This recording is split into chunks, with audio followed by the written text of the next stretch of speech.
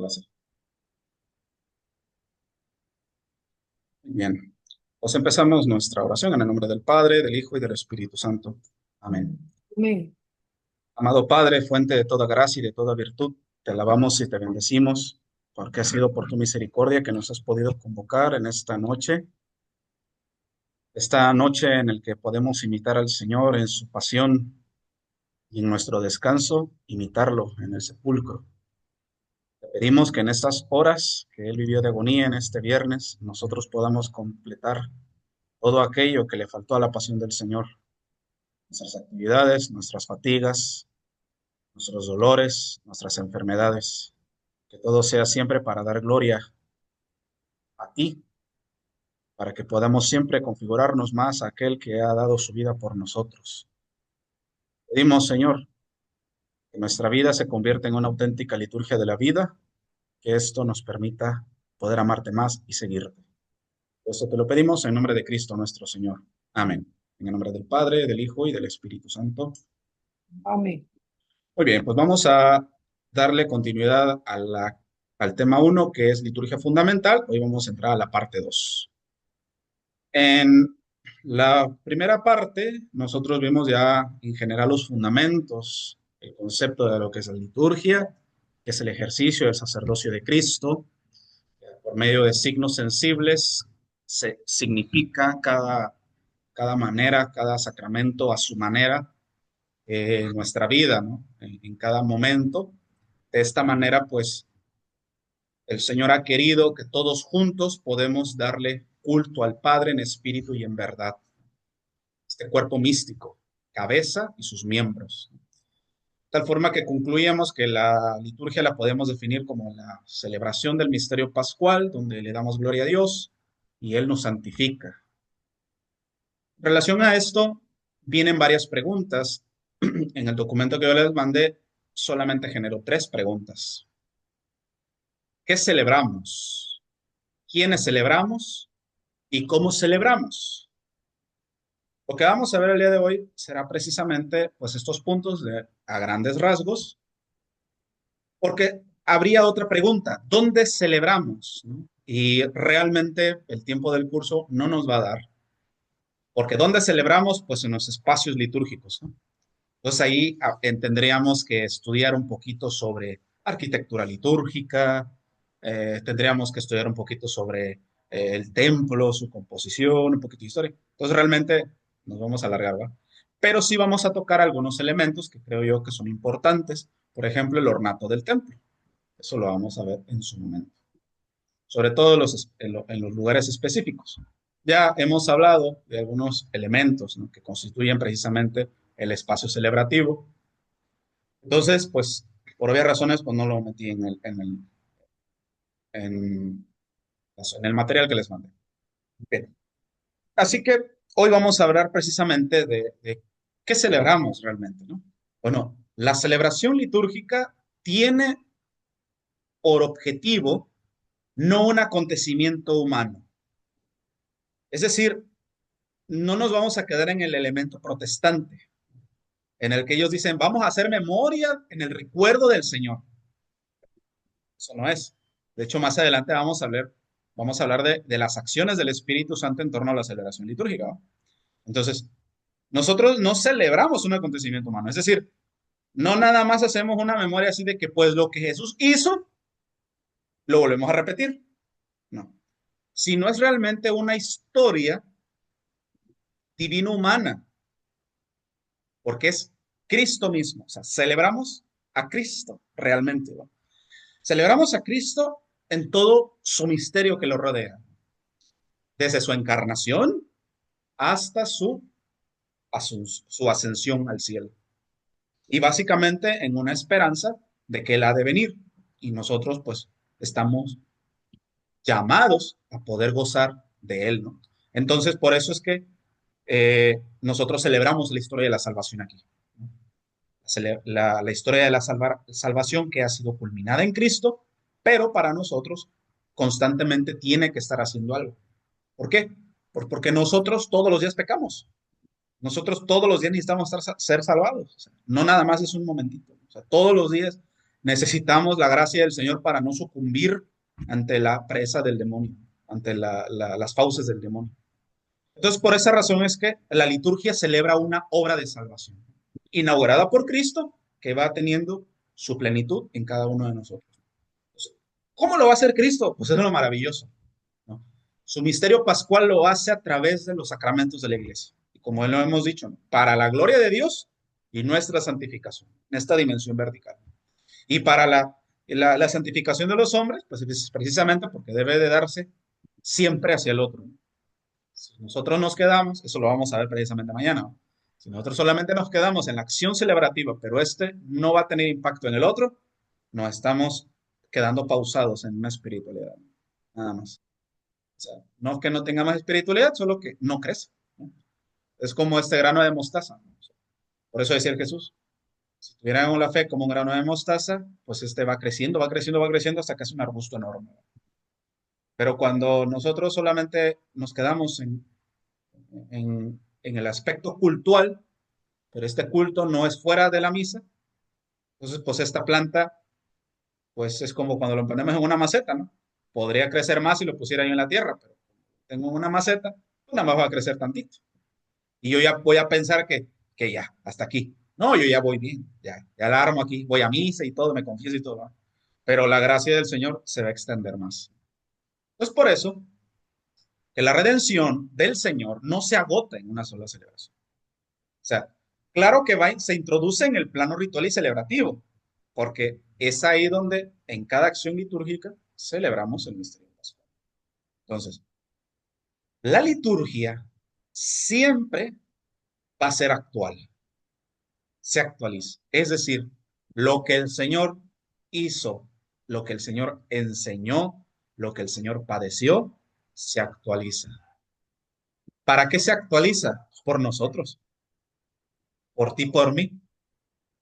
Si nosotros no tuviéramos necesidad de que el Señor hubiera padecido, ¿no? Pues seguramente nos hubiera encarnado. Si Él no hubiera querido compartir nuestra naturaleza para llevarnos una vez más al Padre, no lo hubiera hecho. No hubiera dejado las órdenes que Él dejó, ¿no?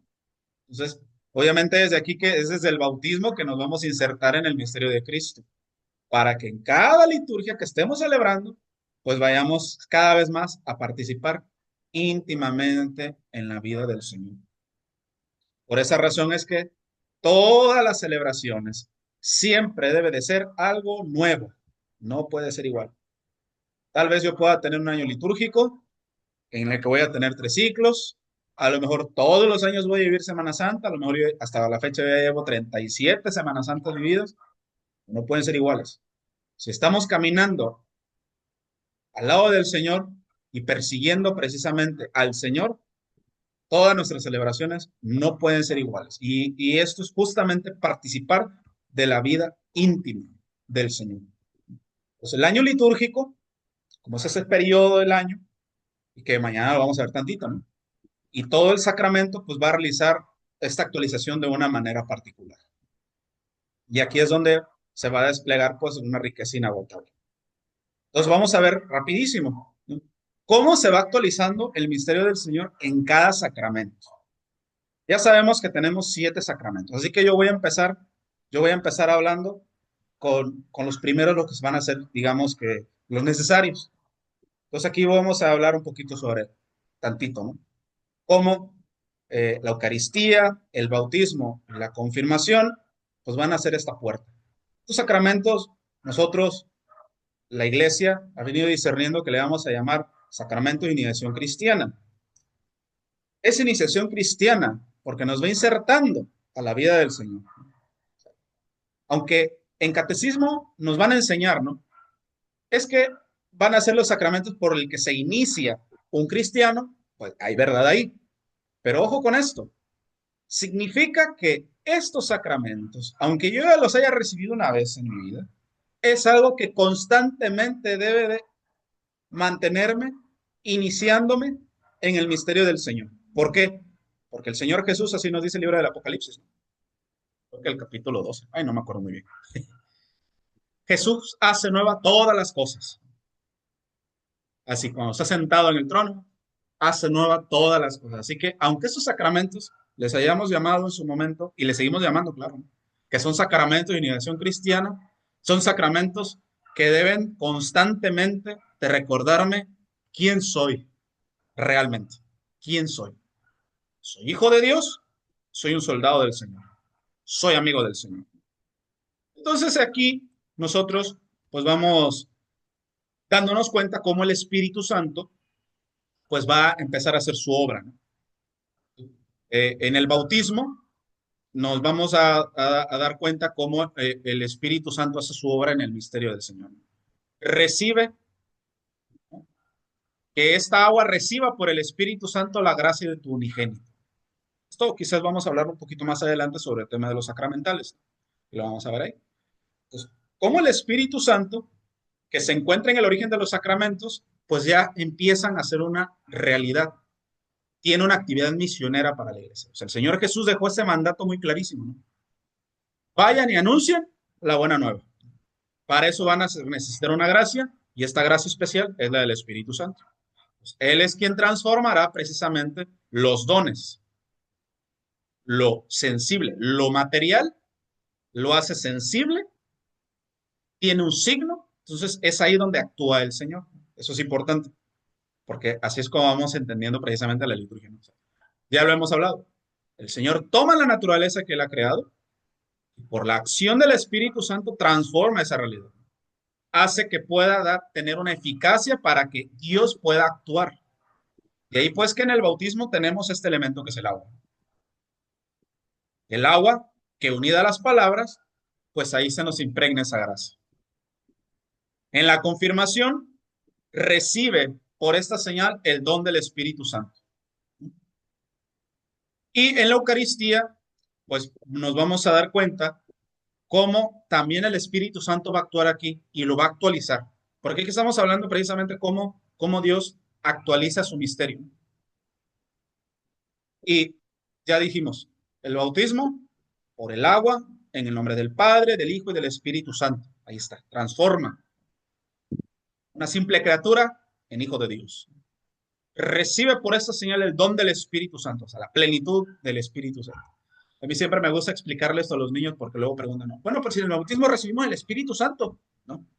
Leo ciertamente, en el bautismo recibes al Espíritu Santo. Y si hablamos en una escala de 1 al 10, tú recibes 10 del Espíritu Santo. Pero en la confirmación recibes el 11 en la escala del 1 al 10. O sea, hace perfecto todo, ¿no? Eso haría pues que nosotros, cada vez que participamos de la Eucaristía, pues vamos a recibir pues esta gracia también, ¿no? De poder seguir actualizando el misterio. El Señor lo va a hacer siempre sobre las ofrendas. Esto lo vamos a hablar tantito adelante. Pero me voy a anticipar. En la Eucaristía siempre vamos a tener, bueno, perdón, en todos los sacramentos siempre vamos a tener la invocación de Epíclesis. De hecho, estoy siendo redundante, ¿no? Porque Epíclesis significa eso, invocación. Epicaleo, me parece que es en griego. Eh, entonces, ahí el Espíritu Santo es cuando hace algo, se le invoca para que transforme las cosas. Ya hablamos del bautismo y la confirmación. En la Eucaristía, Él transforma los dones. Y tenemos dos dones. Y ya sabemos que los dones, pues son las especies eucarísticas. Tenemos el vino con un poco de agua y tenemos el, el cuerpo del Señor, perdón, las hostias, ¿no? Para ser transformados, lo que será precisamente una acción del Espíritu Santo más adelante, en el misterio de la transubstanciación. Pero también tenemos otras ofrendas, ¿no? Otra ofrenda que es sumamente importante, porque sin estas ofrendas, pues obviamente pues, para estas ofrendas es el provecho, ¿no? Y pues somos precisamente nosotros. Nosotros somos ofrenda.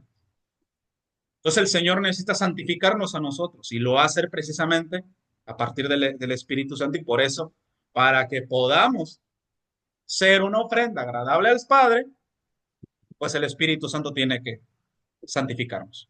Tiene que estar con nosotros, tiene que hacer algo en nosotros, tiene que transformarnos en nosotros. Y esto solamente va a ser cuando Él mismo nos vaya a unir más a Jesucristo. Y estos, por eso decimos que en la Eucaristía tenemos dos invocaciones de epíclesis. La primera epíclesis, precisamente dentro de la previamente al relato de la institución. Y el segundo es inmediatamente después de la aclamación, eh, después del relato de la institución. Esto lo vamos a ver precisamente unas 5 clases, yo creo, o 6 tal vez, cuando estemos hablando ya propiamente de las partes de la misa. Ahí vamos a aterrizar un poco más el tema del epíclesis. ¿En qué momento se dan?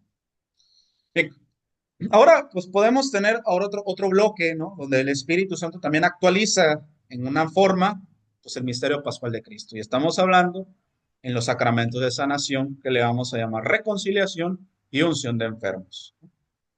En el sacramento de la reconciliación, pues nosotros vamos a tener siempre la fórmula de absolución, ¿no? Esta fórmula de absolución que, pues sí, se insiste a los padres que lo hagan, ¿no? En cierto modo, para que no carezca, pues, de la eficacia del sacramento. Y, y estas palabras yo se las puse precisamente en sus hojas, pero igual lo leo, ¿no? Dios Padre misericordioso, que reconcilió al mundo consigo por la muerte y resurrección de su Hijo, y envió al Espíritu Santo, ahí tenemos la epíclesis, ¿no? Para el perdón de los pecados, te conceda por el ministerio de la iglesia el perdón y la paz. Ahí actualiza precisamente el Espíritu Santo la gracia del Señor, el perdón de los pecados, perdonar los pecados, absolver los pecados, le voy a llamar más bien, ¿no? Vamos a absolver los pecados. Perdón y absolución, ¿no? Se van a hacer dos cosas diferentes. Y luego puede decir, es que yo no soy Dios para perdonar. Bueno, ciertamente. No, más bien, no somos Dios para absolver, pero claro que puede haber perdón, porque el perdón implica un acto de contrición y de reconocimiento de la culpa. Necesito un acto de firme voluntad y deseo de rechazar algo, ¿no? Por eso pido perdón. Que se me absuelva de esa culpa, eso ya depende de Dios, ciertamente. Por otro lado, en la unción de los enfermos, pues, pues obviamente el sacerdote ora por el enfermo, ¿no? Por esta santa unción y por su bondad misericordiosa, te ayude el Señor con la gracia del Espíritu Santo. Ahí tenemos otra invocación de epíclesis en la unción de los enfermos. Por esa santa unción, ¿no? Y está justamente, ¿no? Tenemos este sacramento que tiene signos, el signo de el santo óleo y el tocar el cuerpo. Ahorita solamente se habla de tocar las manos y la frente, pero realmente eh, antes se hablaba de embarrar a toda la persona, ¿eh? O sea, no nada más de las manos y el cuerpo. Antes eran todos los pies, las manos, la frente, los oídos se ungían y también los labios se ungían, ¿no? Ahorita ya nada más se dejan esas dos. O cualquier otra parte del cuerpo, ¿no? Si no se puede, claro. Pero bueno, aquí lo que quiero dejar claro es, pues, la acción del Espíritu Santo que da precisamente, Él da la salud. Da la salud al alma principalmente y también la puede dar al cuerpo. Claro, si es un misericordia. Finalmente, recordando el catecismo de la Iglesia Católica, pues tendríamos los otros dos sacramentos que son precisamente para al servicio de la comunidad o de la Iglesia, que es el orden sagrado y el matrimonio, como vocaciones específicas dentro del orden de los sacramentos.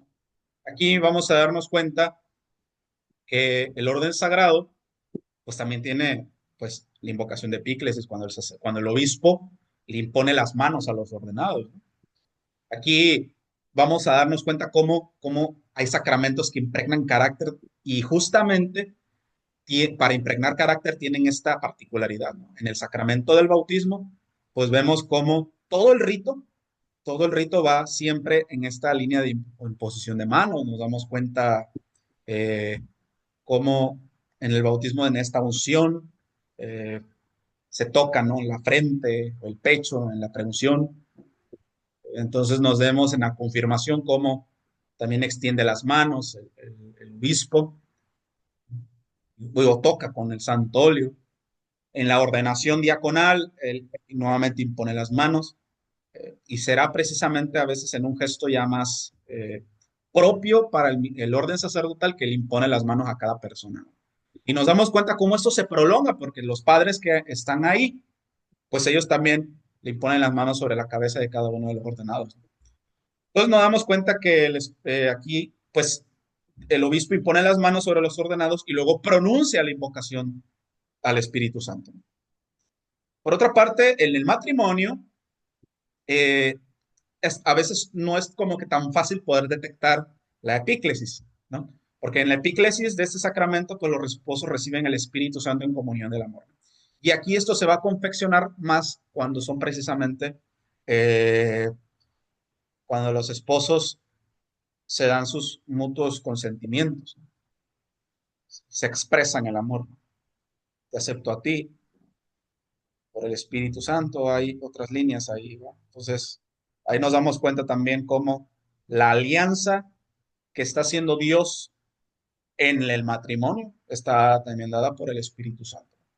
Pues no, con esto nos damos cuenta que sin el Espíritu Santo, pues nada, ¿no? No se podría hacer absolutamente nada, ¿no? Entonces no se puede celebrar la liturgia y sobre todo como Jesucristo lo quiso y lo mandó, ¿no? En espíritu y en verdad. Entonces esto lo hace Dios. Lo hace Dios y nosotros como iglesia hemos venido discerniendo cómo se va a empezar cómo Dios está actuando y cómo tenemos que hacerlo. Entonces, hemos dicho que para poder llegar a este punto de la liturgia, siempre será importante la evangelización, ¿no? Ya lo hemos dicho. Bueno, esto es porque la razón de que tenemos esos sacramentos es la continuación en la vida, para que ustedes sean testigos de mi amor, ¿no?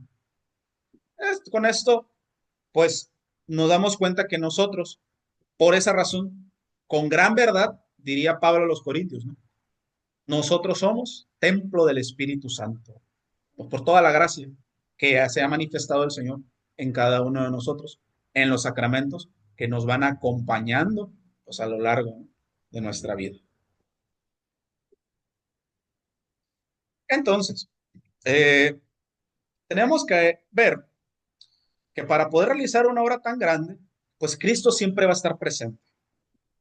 Cuando nos pueden decir es que ustedes celebran lo oculto, no, no celebramos lo oculto. O sea, la celebración, sobre todo la celebración eucarística, tenemos la presencia del Señor 100% y en muchos aspectos, porque luego puede pasarnos, ¿no? Que hay algunas personas, es que, pues yo en mi casa, ¿no? Dios está en todas partes, yo aquí en mi casa adoración, ciertamente, ¿no? Pero ahí no hay plenitud de la presencia del Señor. Puede no estar presente el Señor, puede no estar presente. Como está en la Eucaristía, no va a estar definitivamente. Es en la Eucaristía donde el Señor va a estar 100% presente. Y no nada más una vez, sino muchas veces. Entonces, de entrada, podemos expresar que el Señor se va a hacer presente porque somos bautizados a partir de su palabra y porque Él lo prometió. Él lo promete precisamente, ¿no? Y, y Él nos dirá, ¿no? Yo soy la palabra que se ha encarnado. Así que Él ya de entrada, pues está con nosotros, ¿no? Tenemos la oración común, tenemos que recordar que donde dos o más estén reunidos en mi nombre, ahí yo voy a estar en medio de ustedes. Y por otro lado, aquel que cumpla mi palabra y cumpla mis mandamientos, yo voy a estar con él, ¿no? Estaré con ustedes todos los días hasta el fin del mundo. Entonces ya de entrada tenemos estas presencias del Señor. La liturgia lo va a dejar todavía más claro, más claro.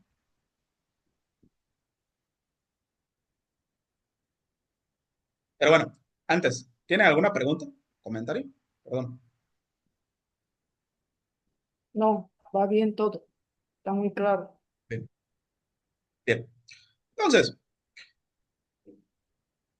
los modos o las modalidades de la presencia de Cristo que hacen que la liturgia sea obra de Cristo, ¿no?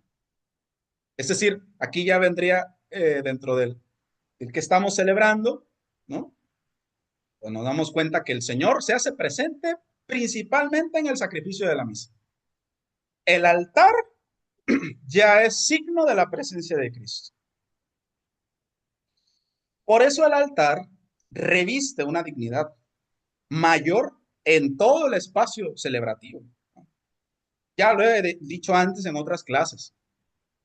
Un templo se va a empezar a construir cuando tengamos definido el altar.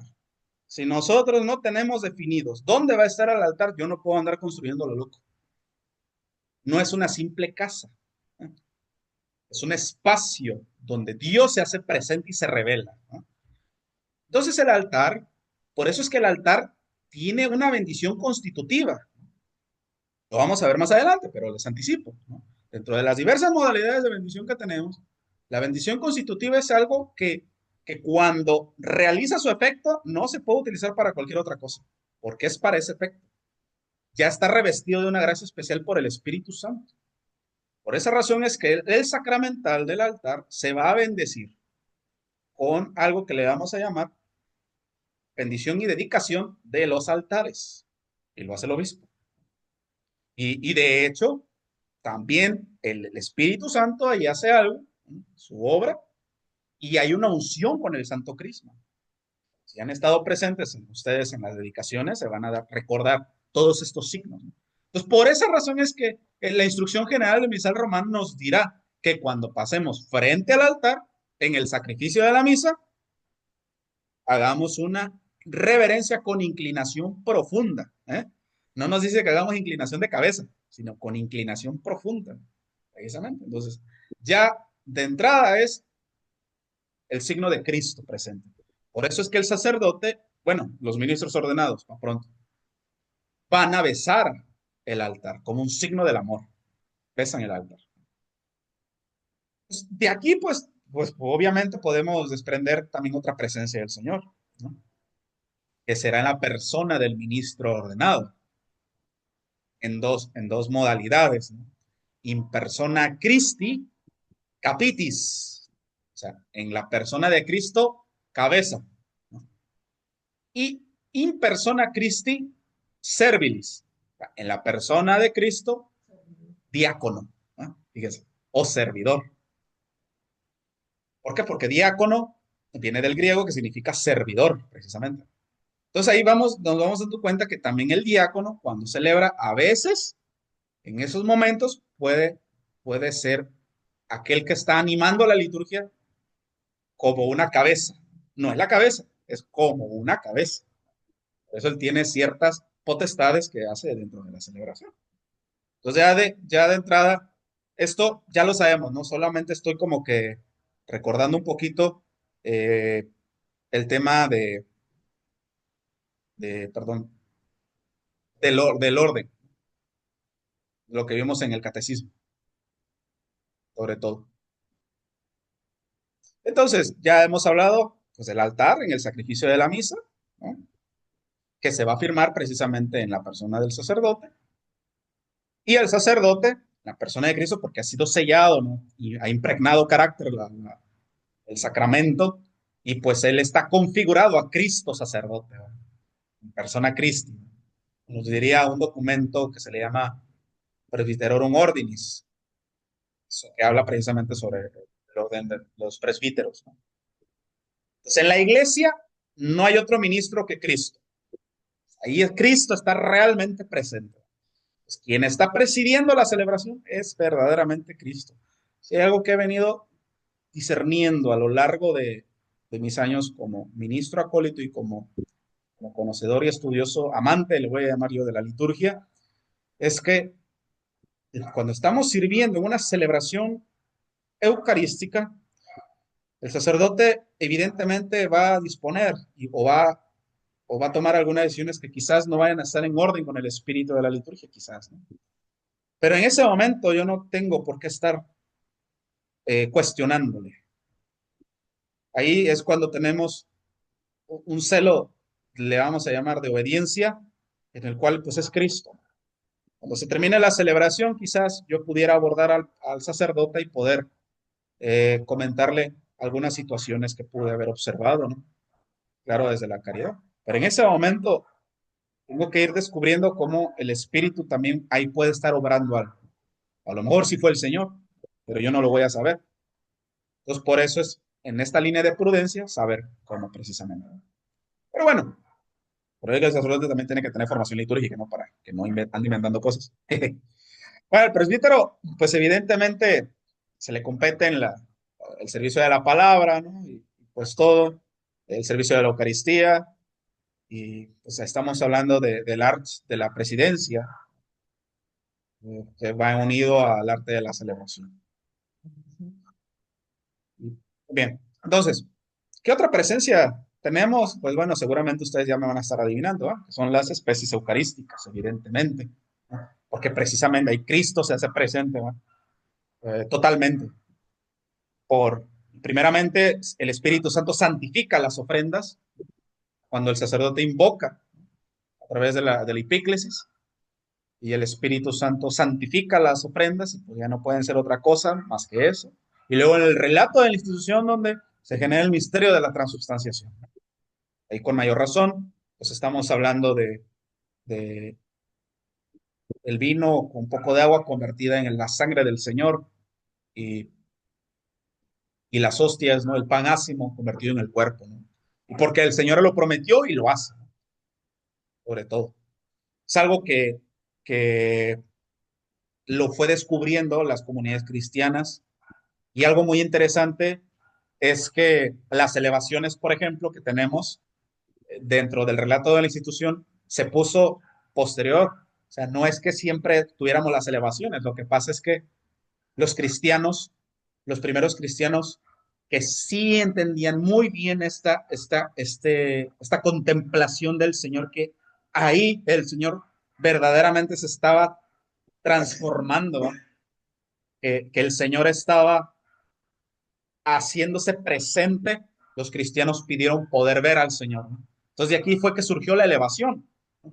Cuando el sacerdote pues está, hagan esto en memoria mía y eh, eleva al Señor ya no en la hostia, es por los cristianos pidieron ver al Señor en ese momento, ¿no? Como un momento de alabanza y de contemplación, ¿no? Más adelante se le vinieron unos añadidos, ¿no? Como quizás Santo Tomás, ¿no? Señor mío, Dios mío. Pero bueno, de entrada, teóricamente no tendríamos que decir nada, ¿no? Teóricamente no. Quizás lo más que podríamos hacer es una inclinación profunda. El momento de la plenitud ahí donde el Señor se transforma. Más adelante se dio también la elevación del cáliz porque pues se da por concomitancia, ¿no? Si está el Señor, pues también está su sangre, ¿no? Cuerpo y sangre. Entonces, bueno, aquí pues vemos también la otra presencia del Señor. Otra presencia del Señor en la celebración, pues tenemos en la palabra proclamada, ¿no? ¿Por qué? Porque no es la misma palabra que nosotros podemos estar leyendo. Bueno, sí es la misma, en cuanto que le leemos de la Biblia, ¿no? Pero me refiero a que no es el mismo efecto cuando se proclama la palabra de Dios precisamente en el lugar privilegiado que tiene, ¿no?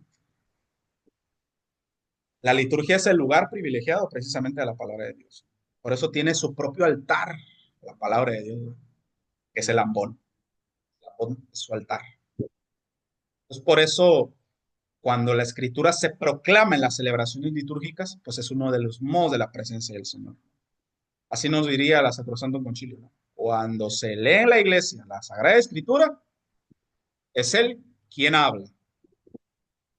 Esto lo vamos a poder abordar un poquito más ya cuando veamos precisamente la liturgia de la palabra dentro de la misa, ¿no? Pero ahorita estamos hablando sobre la forma en cómo Cristo se hace presente. Otro momento donde el Señor se hace presente, pues será en cada uno de los sacramentos. En cada uno de los sacramentos, pues así como el Espíritu Santo, pues está santificando todo, pues los siete sacramentos de la iglesia son la liturgia por excelencia, nos diría la Sacrosanto Concilio, ¿no? Entonces, en la gracia de los sacramentos es inmersión y participar del misterio pascual de Cristo. Cristo Salvador. Entonces, por eso es importante la conciencia que vamos teniendo de lo que vamos celebrando a partir de los signos y esta confianza que vamos teniendo. Y finalmente, la otra forma de participación en donde no me voy a extender aquí porque esto es un tema para la próxima semana. Bueno, mañana empezamos el tema 2 que es espiritualidad litúrgica y la participación. Entonces, vamos a ver lo que es la asamblea litúrgica, ¿no? Hemos dicho que cuando dos o más estén reunidos en mi nombre, ahí yo estoy en medio de ustedes. Será precisamente en la Eucaristía donde estamos muchos reunidos en su nombre. Muchos. Como estamos muchos, pues ahí, con mayor razón, el Señor se hace presente. porque la asamblea tiene una función particular dentro de la celebración. Para empezar, es signo de la celebración, es signo de la Iglesia Universal. O sea, no nada más así como un conjunto de gente, no, es, son bautizados, son hijos de Dios que se unen en la adoración al Padre en espíritu y en verdad. Es el ejercicio concreto del cuerpo místico de Cristo. Entonces aquí es cuando ofrecemos el culto público íntegro, nos diría la definición, ¿se acuerdan? Entonces aquí con esto, pues vemos que la presencia de Cristo, pues es multiforme, no nada más de una manera. ¿Ustedes habían pensado en todo esto?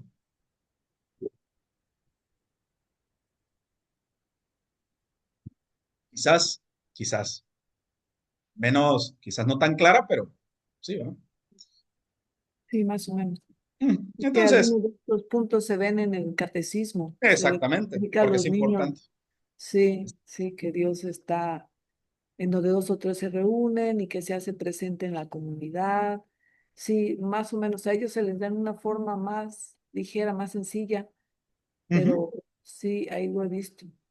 Sí, entonces si uno hace mejor conciencia de eso, pues más fácil uno puede enseñarlo a los demás, ¿va?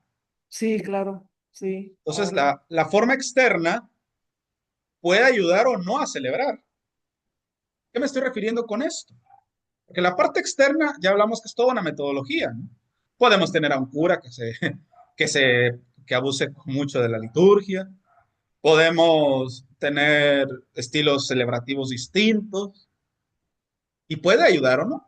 Sin embargo, la presencia del misterio del Señor siempre está ahí, presente, ¿no? O sea, sin importar la forma externa, ahí está. Mientras no se abuse gravemente, que esto constituiría la graviora delicta, o sea, los delitos graves o los delitos más graves sería dentro de la celebración, pues ahí el Señor, ¿no? ¿Cuáles serían esos delitos más graves? Híjole, pues eh, son cuatro al menos. No me acuerdo de todos, pero principalmente el sacrilegio cuando el sacerdote consagra una especie sin la otra. Eso es un abuso litúrgico.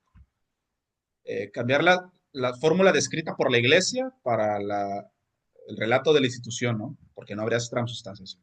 Que el sacerdote lo haga nada más por soberbia, así como, ay, pues yo lo pongo, ¿no? Otra forma, arrojar las especies eucarísticas en otro lado, o que algún sacerdote loco invite a un protestante a celebrar con él. Delitos graves. Eso más o menos, esos son los delitos más graves. Pero de ahí en fuera, pues digo, lo demás no es como que tan gravoso.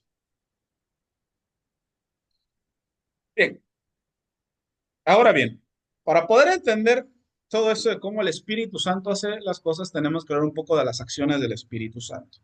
Esto va a ser importante porque serán al menos cuatro aspectos que yo necesito explicarles para que podamos ir entendiendo un poco más adelante eh, la manera en cómo estamos celebrando.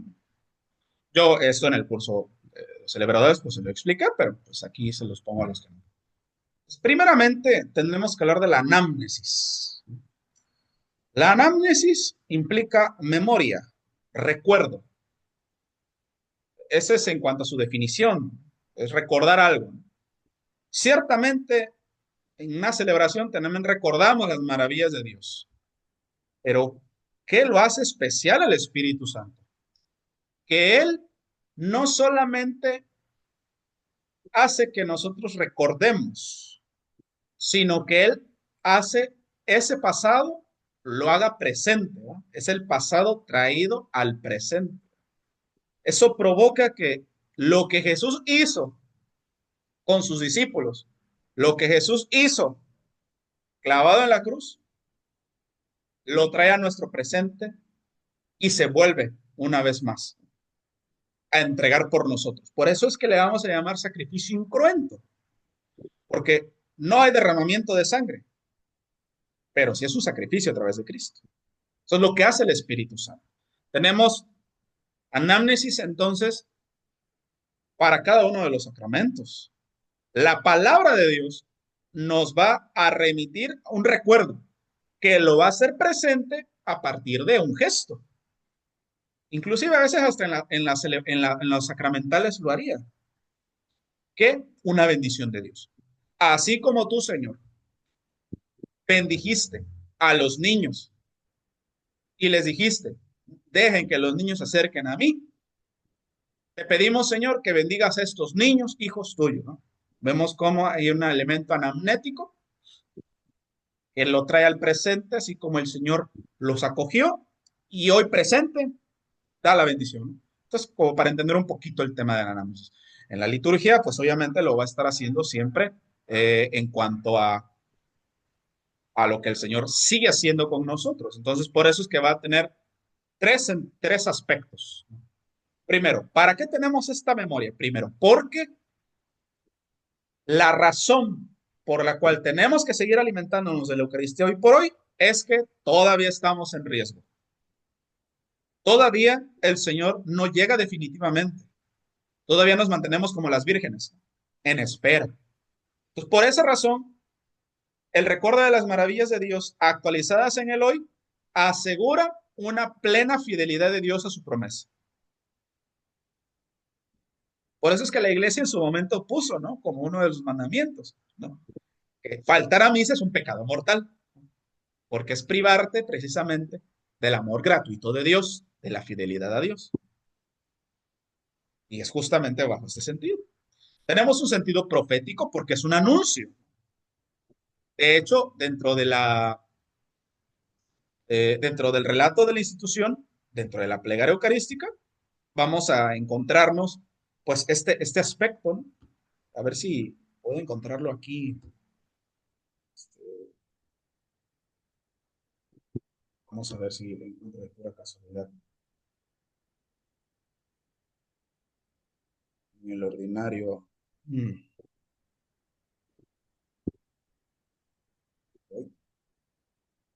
La plegaria eucarística. A ver, a ver. Mm,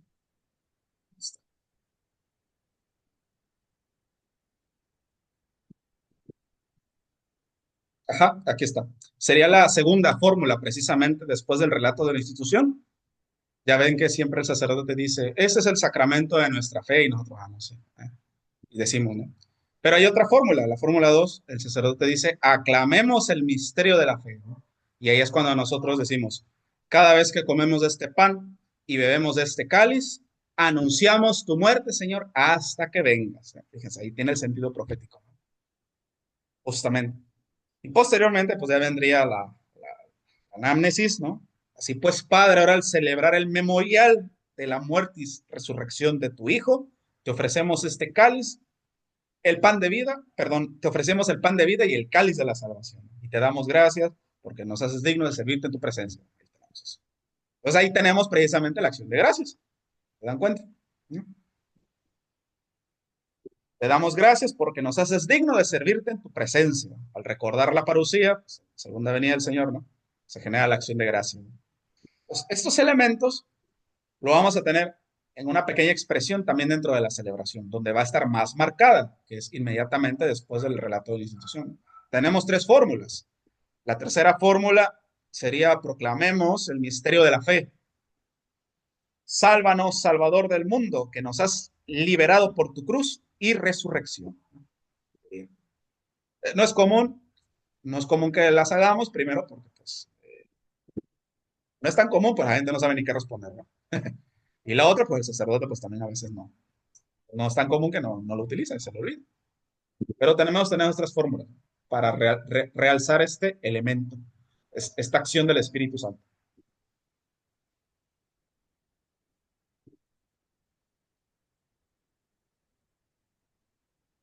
¿Vamos bien o les quedó algo de duda en esto? No, va bien.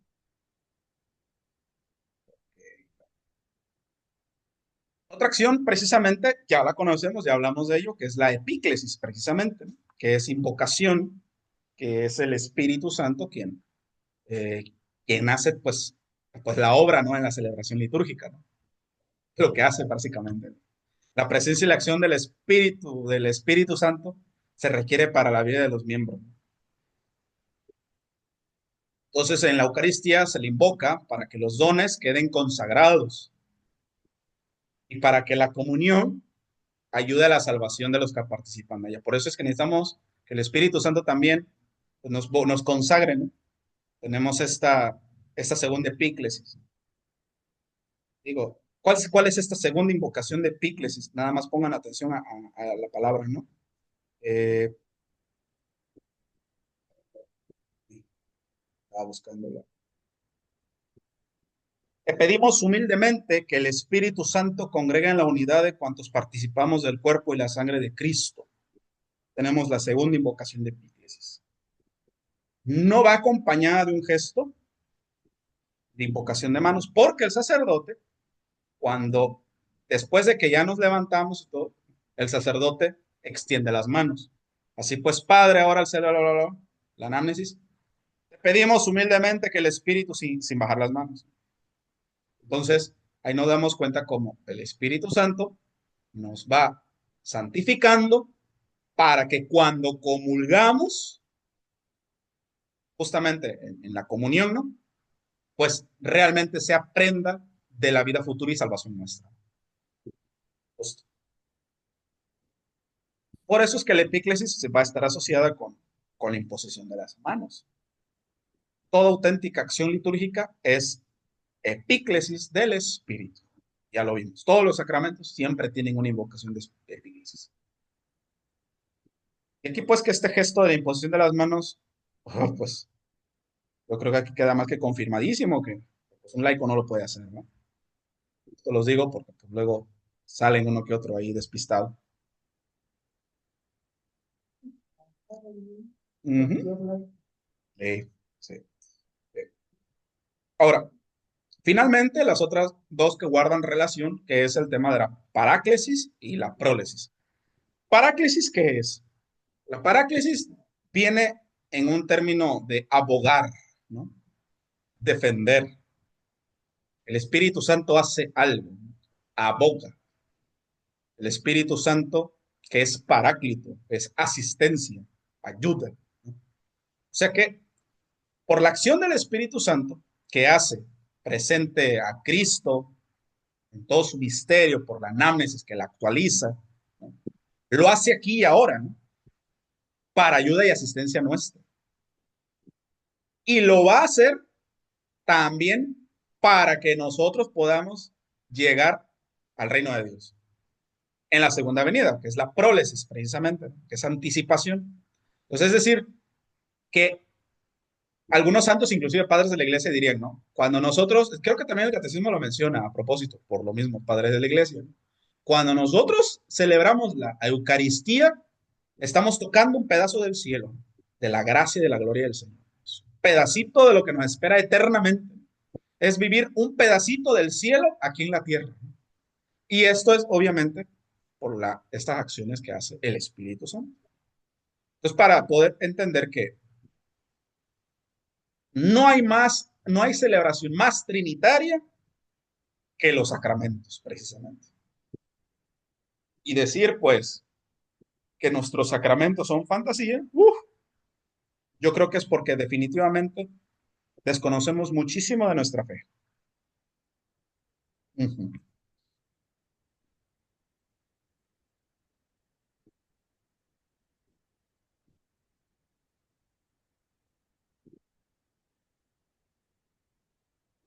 ¿Hasta aquí alguna pregunta?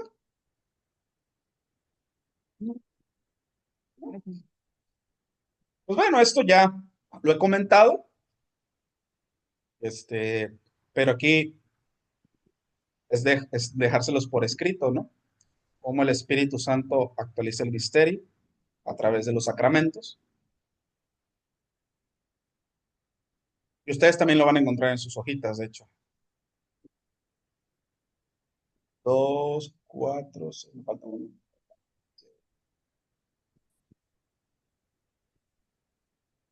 Aquí lo que he puesto es lo que en su momento hablamos, cómo el Espíritu Santo invoca, actualiza y tiene toda la acción precisamente de lo que hemos hecho. Que esta agua recibida por el Espíritu Santo, que esta agua reciba por el Espíritu Santo la gracia de tu unigénito. Es la bendición que se hace precisamente en el agua, ¿no? Recibe por esta señal el don del Espíritu Santo. Doble epíclesis sobre los dones y sobre la comunidad para que se una y la transforme. La reconciliación, pues ya se las leí.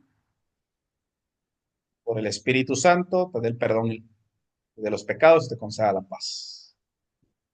Y ahí sí.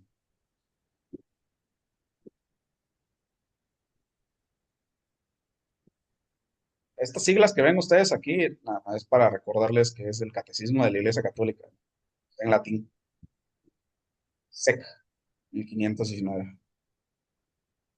Luego algunos le ponen CATIC, pero se supone que cuando vamos a citar, tenemos que hacerlo en los documentos en los cuales fueron escritos originalmente, que es en el latín. Bien, ¿cómo celebramos? Vamos a dedicarlo obviamente a 4 clases para poder explicar cómo celebramos, pero a modo de general, pues hemos de introducir diciendo que nuestra celebración tiene una dimensión antropológica. ¿Por qué? No, pues recordar que la antropología es el estudio del hombre, ¿no? La persona, sus raíces y todo. Nuestra celebración es muy humana, ¿no? Tiene elementos muy humanos. A veces en su momento hasta parecería que tenemos elementos exagerados que dices, híjole, o sea, si yo fuera de otra religión o algo así, dirían estos están locos, ¿no? Pero bueno, porque es precisamente que tenemos elementos muy humanos. Tenemos eh, símbolos, tenemos signos que nos van a nosotros sí nos comunica algo, sí nos quiere decir algo, pero para otras personas quizás no. Por esa razón, nosotros dentro de la dimensión antropológica, pues es preciso decir que tenemos un lenguaje, una forma de comunicación, tenemos unas posturas, tenemos unos gestos, y esto es porque requerimos de nuestra forma para poder entender cómo el Señor va haciendo su obra en nosotros.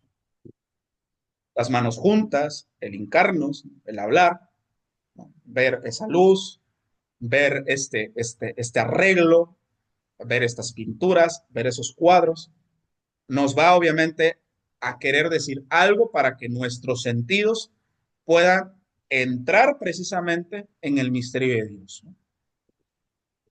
Lo que nunca voy a cansar de decir, por ejemplo, cuando tenemos que siempre dicen, no, es que hay que adornar el templo, ¿no? Porque ya los cansé a ustedes que siempre le digo lo mismo. ¿Cuál adornar al templo? El templo no se adorna. Lo que hacemos es simplemente resaltar signos a través de algunos esos y adornos. Un altar, por ejemplo, si ya tiene su belleza por la construcción del altar, ¿qué cosa le tengo que poner? Más allá de unas flores discretas, ¿no? Pero ahí pongo un bendito ramo de flores más grande que el propio altar. Díganme, qué belleza, pues. Ya se los he dicho, creo que en su momento, ¿verdad? Pero aquí en mi parroquia, luego, como les gusta poner hasta poquitos de colores ahí, Dios mío. Hay un meme que dice por ahí, me estaba riendo, que me lo mandó mi hermana, que dice, Dios, ¿por qué me dices ojos para ver esta aberración? ¿No? Dice. Es precisamente porque el altar en sí mismo ya es un signo bello. Si voy a resaltar elementos en el altar, deben ir de acuerdo en el orden de la celebración. Si estoy poniendo precisamente cosas que desdicen precisamente la belleza, yo creo que estamos teniendo, eh, no voy a hablar como una falta de reverencia, ¿va? Es más bien una falta de formación. Porque hemos dicho que aunque nuestra dimensión muy humana nos tiene que conectar algo, también debe ir con el espíritu de la liturgia. No es yo quien le voy a dar culto a Dios. Es el Señor Jesús quien me mueve a mí a darle el culto a Dios. O sea, el Señor Jesús es quien le da verdaderamente culto al Padre y a mí me asocia. Entonces, yo todo lo que hago es para la gloria de Dios. Por lo tanto, cuando yo realzo un signo, es precisamente para mi beneficio, no tanto para Dios. A Dios que le va a importar que le pongan flores. Pero que cuando yo tengo una flor, cuando tengo el ornato, que resalta la belleza, entonces se entiende, ¿no? Es bello, es estético, va de acuerdo a la belleza divina, ¿no? Ahí, ¿no? Ahí vemos eso, ¿no? Entonces, el hombre, al existir corporalmente, pues es un símbolo viviente, ¿no? Entonces, de aquí, que por eso es que estamos hablando que será importante, pues la dimensión antropológica de ello.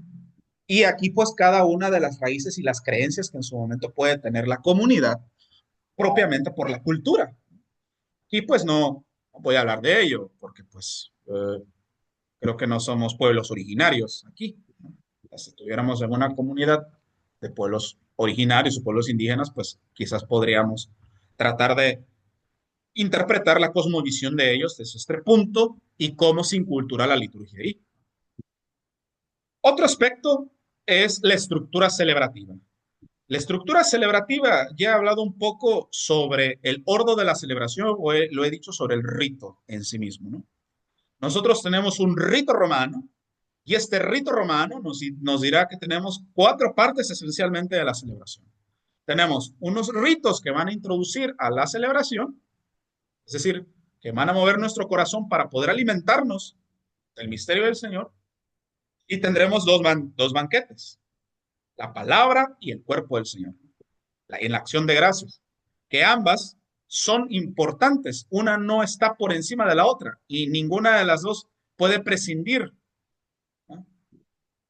Se tienen que estar las dos y comparten un mismo dinamismo, ¿no? Aunque uno pudiera decir, ¿cuál es la parte de la misa más importante? No, toda la celebración es importante. Cuando luego preguntan, ¿hasta qué parte de la misa puedo llegar tarde y comulgar?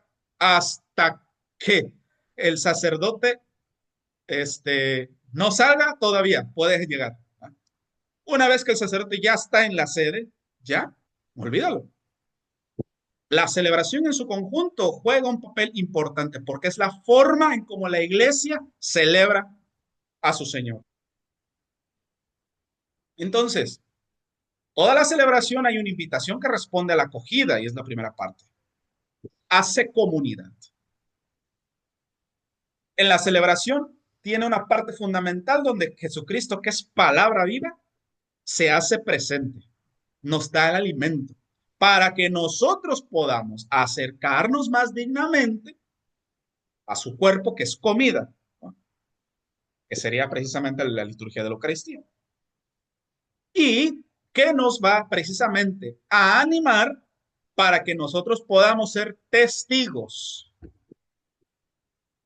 que les hemos llamado ritos conclusivos, ¿sí? Por eso es que no le llamamos ritos de despedida, ritos conclusivos, que concluye el acto litúrgico, pero no concluye la liturgia. Fíjense, eso es importante. Por eso es que al final la bendición conlleva un envío misionero que le vamos a llamar ite missa est. Vayan y anuncien lo que aquí han aprendido. Que en una forma breve sería, pueden ir en paz, nuestra misa ha terminado. Pero eso tan solo es una traducción que no se ha podido comprender del todo. Porque el ite missa est no quiere decir que ya se acaba aquí, ¿no? ¿Sabe? Lo que se está acabando es el rito. Eso es lo que concluye. Pero no tu vida, ni la acción del Espíritu Santo en tu vida, ni lo que tienes que hacer. Entonces es un envío. Vayan y anuncien de lo que aquí se han alimentado, ¿no? Eso será precisamente el rito conclusivo, que a veces le llamamos rito final, ¿va? También. Pero creo que propiamente le vamos a llamar justamente ritos conclusivos. Entonces, esa es nuestra estructura de la celebración, ¿sí? De esto vamos a hablar, obviamente, les decía, en cuatro clases. Vamos a dedicarnos a hablar sobre la estructura como tal celebrativa. Tenemos una estructura también que es verbal dialogal, que está dentro del orden de la celebración, dentro de los mismos ritos. ¿Y qué es esto de la estructura verbal? Primeramente, tiene que ver el tema de la palabra, la realidad dinámica que consiste en la proclamación de un texto, ¿no? Es palabra querigmática, es palabra que se predica, es palabra que se ora, es palabra que se canta. Entonces, toda nuestra celebración está impregno de la palabra de Dios.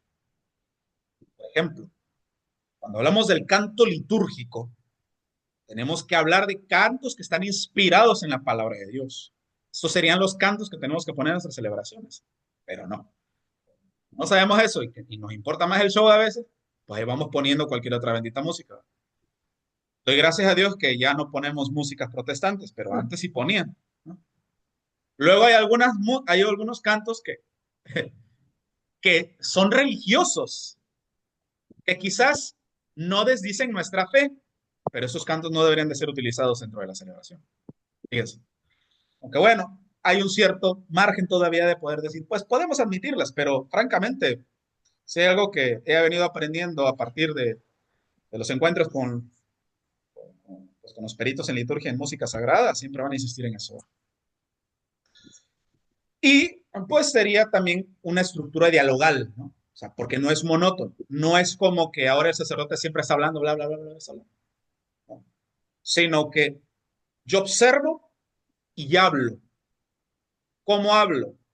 Con mi voz, con mis manos, con mi postura. También hablo desde el corazón, lo que ofrezco, la manera en cómo canto, la manera en cómo me uno con los otros. Cuando me quedo callado y estoy poniendo atención, por ejemplo, la plegaria eucarística es algo que siempre les insisto. A ver, el misal romano dice que la plegaria eucarística es algo propio de quien preside la celebración y quienes lo acompañan en la concelebración, pero no dice que un laico lo haga. Y ahí pues que quizás los niños tienen la costumbre de repetir lo que dice el sacerdote. Está bien, van aprendiendo. Pero ya que un adulto sigue ese ritmo, pon atención, concéntrate. Escucha y asimila la profundidad espiritual de cada palabra que está siendo anunciada. Esto es lo que tiene precisamente a punto el gesto simbólico, ¿no? Y bueno, finalmente, pues hablaríamos de la estructura simbólica, ¿no? Y es lo que justamente iba a comentar ahora. Porque todas nuestras celebraciones, toda la acción litúrgica siempre tiene signos. Toda nuestra celebración tiene signos, porque va en común con el dinamismo antropológico, la dimensión antropológica. Siempre. Es una realidad dinámica, no como cosa, ¿no? Ciertamente hay una cosa, pero esa cosa hace algo, ¿no? Remite a algo. Yo siempre les pongo el ejemplo del cirio pascual porque para mí es la forma más fácil de poder explicarlo, ¿no?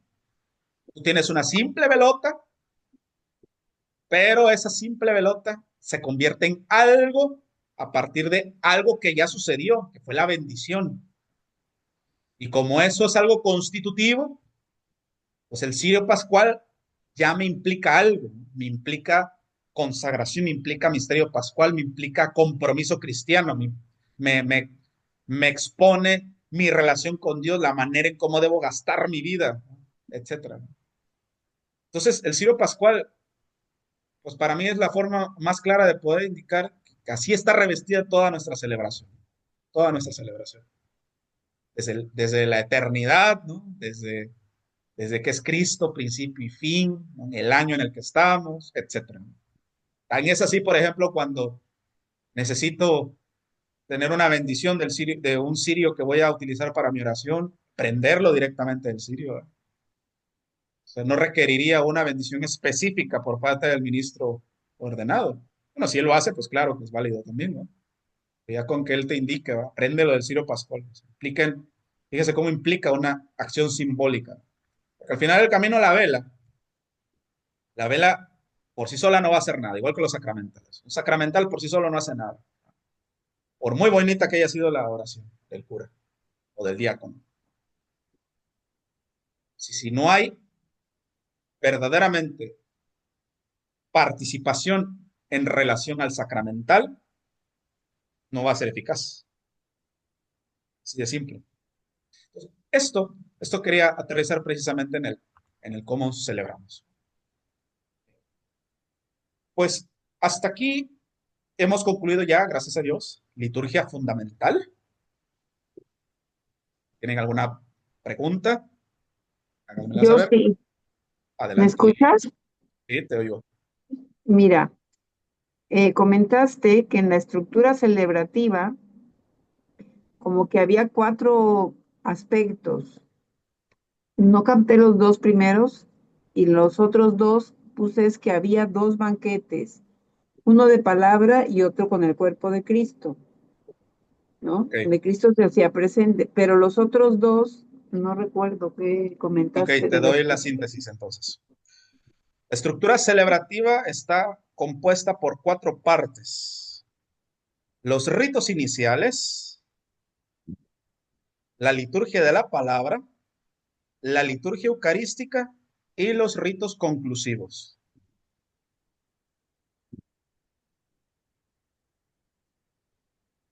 Eso sería. Ritos conclusivos. Así es. Gracias. Ujú.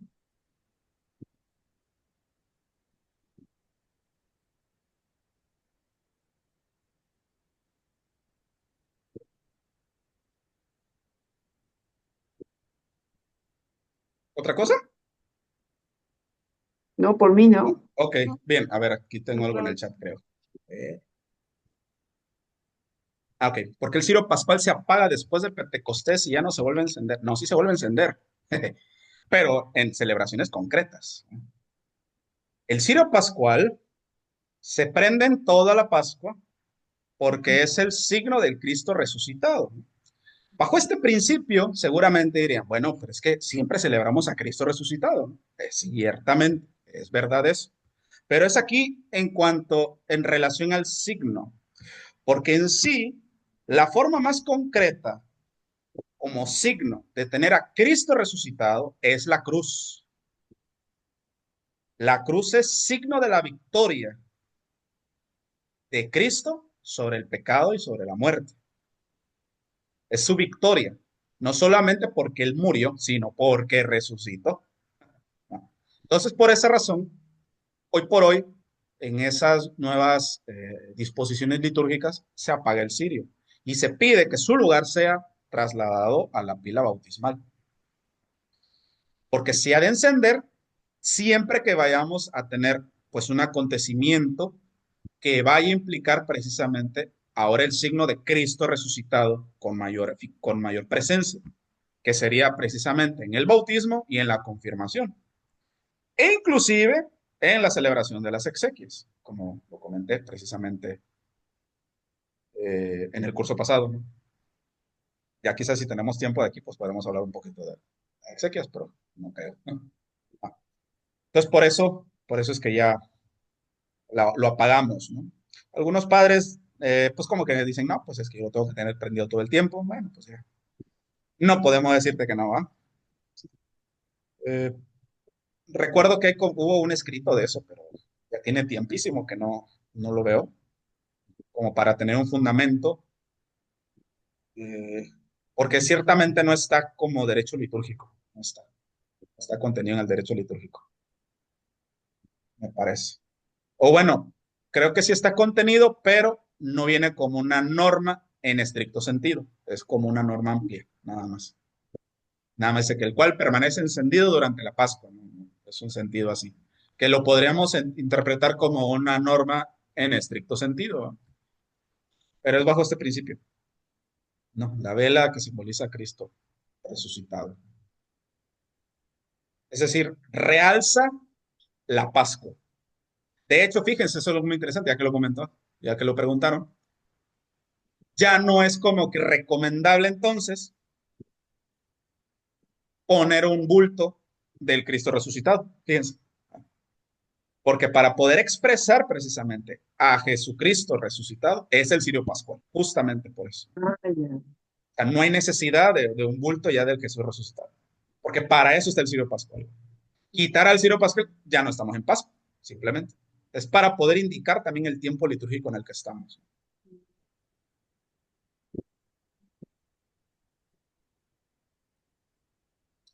Sí, Oye, como no, una hermano. pregunta, Erasmo. Los Ajá. ritos ¿le llamas rito conclusivo? Es que te había entendido que eran no conclusivos. No, son Los, ritos conclusivos. No, pero no quiere decir que concluya algo. Concluye el rito, o sea, la celebración. Eso es lo que concluye. Concluye la celebración, pero ah, no ya. está concluyendo la liturgia en sí misma.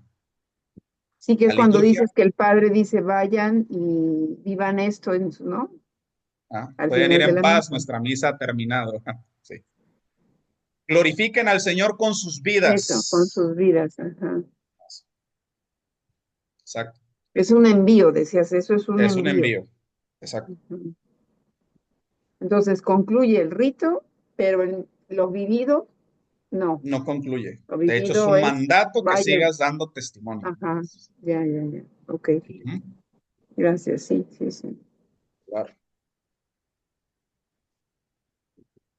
Y el verbal, la estructura verbal, teníamos la palabra de Dios. Sí, tenemos Como la una palabra de Dios en parte. todas sus manifestaciones dentro de la celebración. Y la otra parte es el diálogo, en la estructura verbal, ¿no? Ajá. Dialogal porque te comunicas de muchas formas, no nada más de una. Ahí Y porque estás tenemos como haciendo oración junto con el sacerdote. O sea, el más pueblo de bien, Dios con el más bien, sacerdote va uniendo. sí, exacto. Sí, exacto. Justo.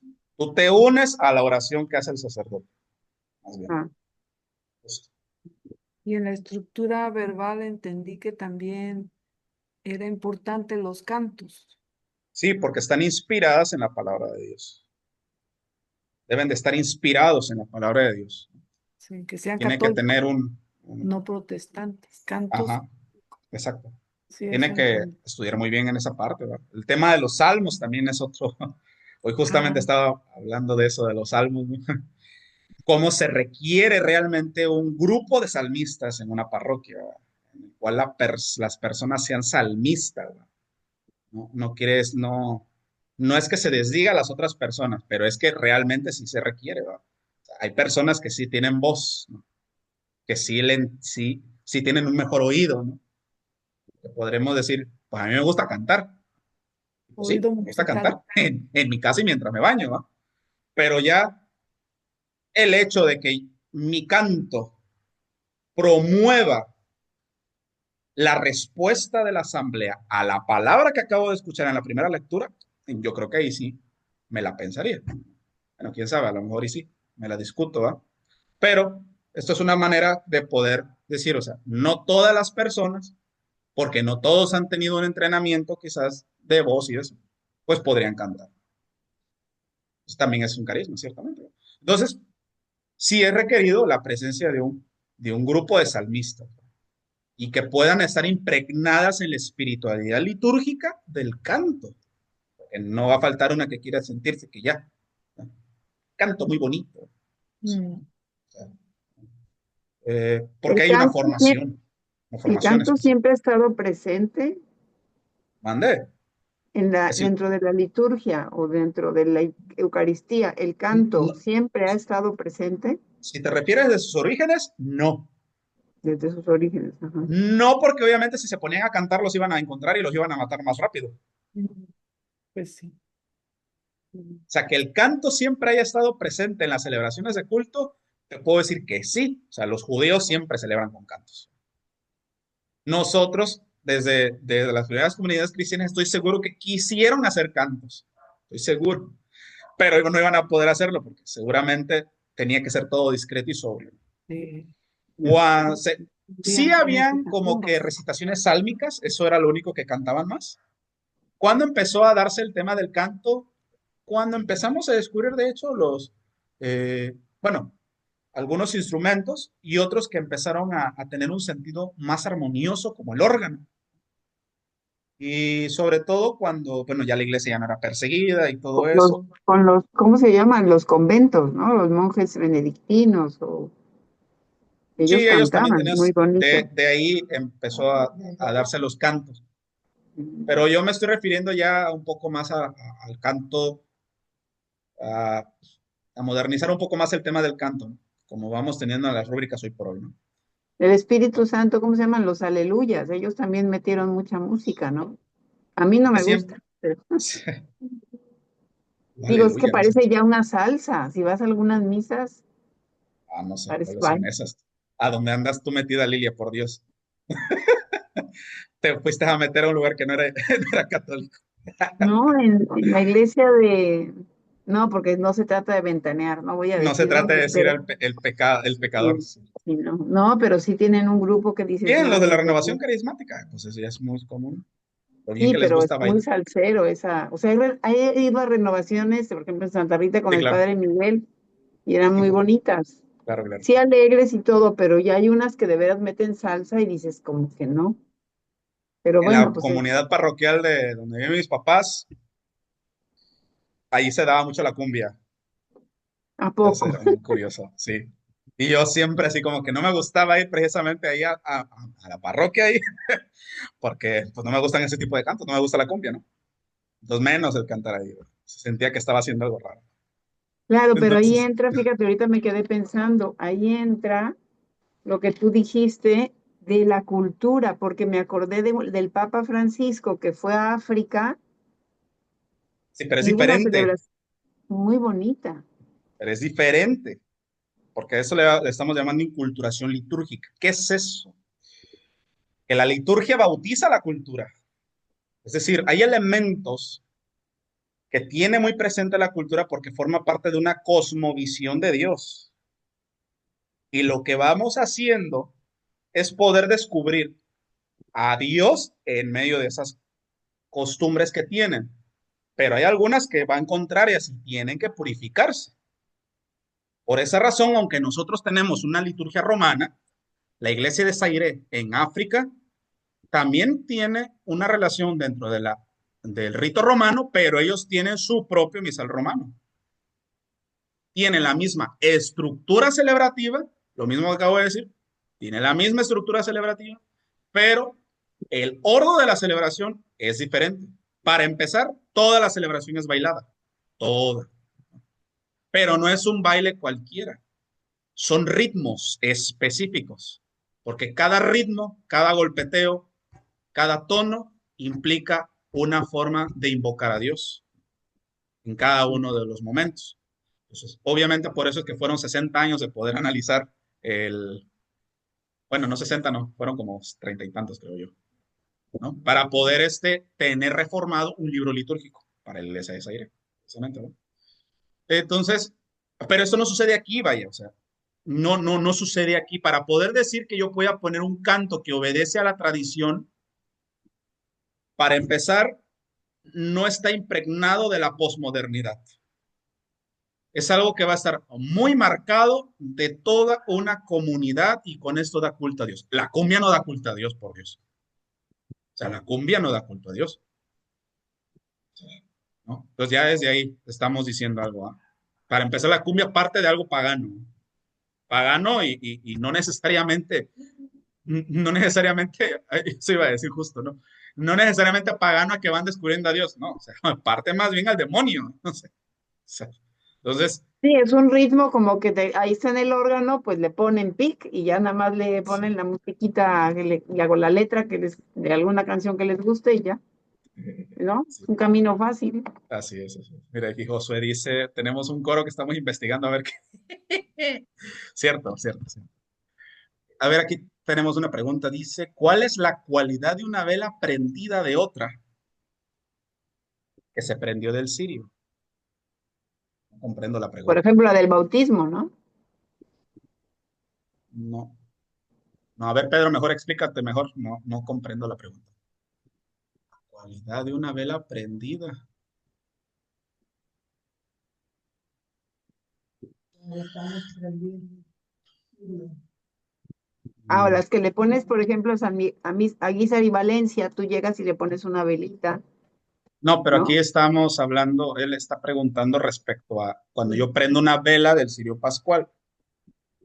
Ok, aquí quizás lo que podríamos interpretar de esto, la razón por la cual yo voy a prender mi cirio del cirio pascual es porque estoy buscando mi asociación con Cristo y que obviamente ese cirio lo voy a aprender para mi oración, porque forma parte de mi vida que se tiene que ir gastando en la oración.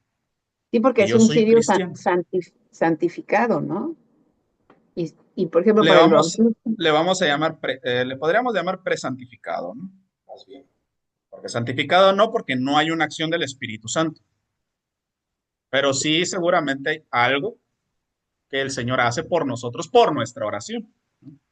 Eso es diferente. Entonces, esa sería como que la idea, ¿va? Para que podamos tener una, una referencia clave del por qué tengo el cirio. Porque yo puedo, es lo mismo, o sea, en la vigilia, en el lucernario, dentro de la vigilia pascual, yo llevo mi cirio y lo prendo porque es esa referencia. ¿No? Soy cristiano, simbólicamente me enciendo con Cristo y ese un Cristo que también está representado con mis hermanos, que somos luz del mundo. ¿No? Y la tengo que usar para mi oración precisamente durante ese año. Pues por eso en su momento yo les explicaba en otra clase, en alguna clase les decía, ¿no? O sea, es un cirio que no se está consumiendo por la oración, pues nada más lo estamos perdiendo. ¿No? Estamos perdiendo. Entonces sí hay que consumir el cirio. Entonces yo creo que va bajo ese principio. Eh, Sí, porque de pero mira, ahí, ese cirio, se te va a acabar ese cirio y prendes sí. otra vela, Ujú. ¿Tú te ¿sí? refieres a qué, el cirio pascual de tu parroquia o qué? No, no, no, tú ya prendiste tu cirio en el día de Pascua, te lo llevas Ajá, a tu casa, se está acabando ese cirio y prendes sí. una vela. De ahí, ¿cuál es la cualidad de mi vela que acabo de prender con el cirio que se está acabando? La cualidad sigue siendo la misma, porque el principio Ah, sigue ok. siendo el mismo. No es lo mismo con una vela devocional. ¿Por qué no es lo mismo? Porque la devoción, de hecho, eso sí lo vamos a ver, que de hecho lo vemos parte dentro de lo que era el tema de culto, ¿no? Pero el concepto de la devoción implica más bien una relación con algo o con alguien. Y casi siempre implica, pues obviamente, hasta un elemento esotérico. Ahora, cuando me estoy refiriendo a un elemento esotérico, no quiero que me malinterpreten y digan que son cuestiones así de astrológicas, por ejemplo. Ah, no, no. Exacto, exacto. Sí, de superstición, no. Esotérico quiere decir que es una creencia propio de una creencia de algo, ¿no? Hacia unas cosas. Entonces, estoy creyendo, por ejemplo, en la imagen de San Miguel Arcángel, ¿no? Prendo mi vela y todo, y pues ya, en esa devoción, en ese principio es.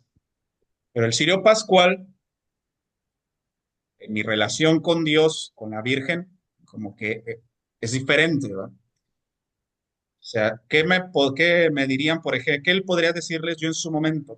Siempre procuren utilizar el cirio, su cirio, inclusive para cualquier devoción. Las devociones me deben de llevar siempre al misterio de Cristo. Siempre me tiene que llevar a Cristo. Entonces, obviamente, una vela devocional a veces es más barata que comprar un cirio. Que a veces a mí no me gusta porque luego esas velas devocionales están hechas a base de petróleo y no están hechas a base de cera, de abejas. Entonces, quizás esa parte en el signo ya se contradice un poco, porque los cirios, que se supone que están hechos con cera de abeja, con una combinación también de derivado de petróleo, claro, ¿no? Para que pueda tener fuerza y pues no se derrita tan fácilmente, pues tiene que ver con la naturaleza para el cual fue creado, que tiene una relación con el pregón pascual. ¿No? Entonces, lleva realmente un acontecimiento muy histórico de cómo se han hecho las velas. Así que el tener nuestro cirio también va unida a la tradición de la iglesia. Bien, pero bueno, sigue siendo un símbolo, sigue siendo el símbolo. Y lo importante será más bien ¿para qué lo voy a usar? ¿Cómo lo voy a usar? Pero eh, me amplié hablando de esto, pero no era del tema de la clase, pero ya. No, Bueno, pregunta de maestro, la clase. sí, sí Sí, está bien porque tenemos dudas sobre esto, ¿verdad? De que el cirio, por ejemplo, si se acaba el cirio que yo llevé al sábado de vigilia, ¿verdad? Se me termina mi cirio, ese, el que yo ese día llevé, hice todo lo que había que hacerle, ¿sí? ¿Se puede encender otro del cirio que está en la iglesia? sí, Tendría el mismo, sí, es lo el mismo. mismo, es lo mismo, ¿no? Ujú. Se me terminó el que yo llevé, pero yo tengo otro, entonces lo llevo, lo enciendo y va a tener el mismo, lo mismo, ¿verdad? ¿Sería? Ujú. Sí, Ok, el mismo efecto. el Porque hemos mismo hablado efecto. pero porque estamos hablando que es un sacramental y los Sí, sacramentales van a ser efectivos en función de la persona. sí, La persona que no está confesada y que no va a misa, pues es como una vela cualquiera. Que ok. lo prendo para que me vaya bien en el trabajo. No, no, no. Pues es superstición, ¿no? No, es que lo comento porque me estoy acordando que sí tuve un jefe Sí, yo en el sí. trabajo, ¿no? Ujú, Y decía, sí, este sí. hombre hace mucha oración. No, qué chingada hacer oración. O sea, Luego me decía, básicamente, luego me decía, oye, Gracias. ¿se tiene que encender con cerillos de madera o puedo encender con un encendedor? Y yo decía, ¿qué? ¿Qué preguntas son esas? Es lo Sí, mismo, no sí. importa, ¿va? Sí, Ok, gracias. sí, ok. aprendemos del cirio porque es la luz de Cristo, en Pascua, ¿no? Que celebramos en Pascua. Sí. Y esa Ujú. se la damos al bautizado, por ejemplo. Cuando va alguien, como dices tú, en el bautizo o confirmación, igual se toma de ahí, por la luz de Cristo. Sí. Y el Y si te signo es que llevas, lo debe de encender el padrino, de hecho. Eso es interesante, esa parte. El padrino encienda el cirio, que lo encienda, ¿va? Porque él va a aportar esa luz que luego se va a convidar junto con los padres que van a sostenerla precisamente del niño, que apenas está bebé, seguramente, ¿va? Ahí, por ejemplo, es más que nada, estos son elementos simbólicos. En su momento, hasta pudiéramos prescindir muchos de ellos, pero si estos símbolos me pueden ayudar a entender, explicar mejor, pues se pueden utilizar. Pero por eso es que no lo vamos a encontrar, por eso es que decíamos, los símbolos vamos a tener siempre muchísimos, muchísimos. Tantos, tantos que, por ejemplo, la disposición de dónde vamos a poner el ambón, dónde va a estar la sede, por qué esas imágenes, la orientación, qué parte debe de estar el altar, por qué tenemos ese tipo de entrada, por qué el altar lo hemos pensado de esa manera, por qué el altar no es más pequeño, etcétera. Todo. Pero ustedes no van a ser arquitectos para cuestión litúrgica. Así que pues, nada más sea como cuestión de cultura general. oye, Ok. yo tengo una pregunta. Ujú. Ahora en el Espíritu Santo en Pentecostés se arregló la iglesia, como tú dices, no se decora, ¿no? Simplemente se ponen los dones y como que se da educación a las personas para que les quede claro. Pero no se deja, así como decían la octava de Pascua, no se deja ni 8 días, ¿eso? ¿Se Es que quita ya no enseguida? existe la octava de Pascua. Ah, Perdón, ya no existe la octava de Pentecostés. ¿Te refieres a octava de Pentecostés? sí, sí, porque me impactó que lo quitaron, ahora sí que de la noche a la mañana. Digo, bueno, según yo se quedaba, como tú dices, en una octava, o como yo te decía, en una. No. Mm. Siento que ahora nada más pasó Pentecostés y ya, purrum, se acabó. Es que Pentecostés va unida a la Pascua. O sea, no es algo especial, vaya. Yo pensé que Antes era como sí. el inicio del tiempo ordinario. No, es el fin de la Pascua. Ay, no. Correcto. Sí, así es. Por eso es que la primera fiesta del tiempo ordinario es María, Madre de la Iglesia, justamente. Ya. ¿Qué pudieran hacer tal vez? Que estos dones empiecen a ponerse una semana antes. pudiera ser, después de la ascensión del Señor, poner los dones. Sí, para que haya más tiempo de memorización. Si es que quieren hacer eso, como una forma catequética, si queríamos hablar así. Ajá. Pues yo me imagino que por eso se ponen. Yo también me imagino, ¿no? Como hemos dicho, nada más a veces como para adornar y poder, en fin. Bien, si no hay más preguntas, les mandé entonces ya por ahí el material de la clase del día de mañana, que vamos a hablar entonces sobre la espiritualidad litúrgica. Eh, no les he mandado la presentación, No, la presentación no, nada no, no más se la mandé. fueron, Bueno, no, no, no, checo, no, checo si se las mando ahorita. sí. Y bueno, ya les hablé también un poquito del libro, ¿no? Que les mandé. Muy bien, pues entonces, pues vamos a hacer nuestra oración, si no hay más dudas, y ya nos retiramos. En nombre del Padre, del Hijo y del Espíritu Santo. Amén. Amén. Te damos gracias, Señor, porque nos has permitido concluir esta jornada como tú has querido, que en medio de nuestras actividades has querido que nosotros te demos gloria con nuestra vida. Pedimos que anime siempre nuestra fe en el corazón de María Santísima. En nosotros, movidos por ella, podamos acercarnos cada vez más a ti. Todo esto te lo pedimos por nuestra Madre, con oración que el mismo ángel nos enseñó. Dios te salve María, llena eres de gracia, el Señor es contigo. Bendita eres entre todas las mujeres y bendito es el fruto de tu vientre Jesús. Santa Santa María, María, Madre de Dios, Madre de ruega por Dios, nosotros ruega por nosotros pecadores, ahora y pecadores, en la hora ahora de y en nuestra la hora de muerte. nuestra muerte. Amén. Amén. Hacemos juntos la señal de la cruz, el Señor nos bendiga, nos guarde de todo mal y nos lleva a la vida eterna. Amén. Amén. Quedan en paz. Estamos viendo Buenas noches. primeramente Dios mañana. Buenas noches. Hasta mañana.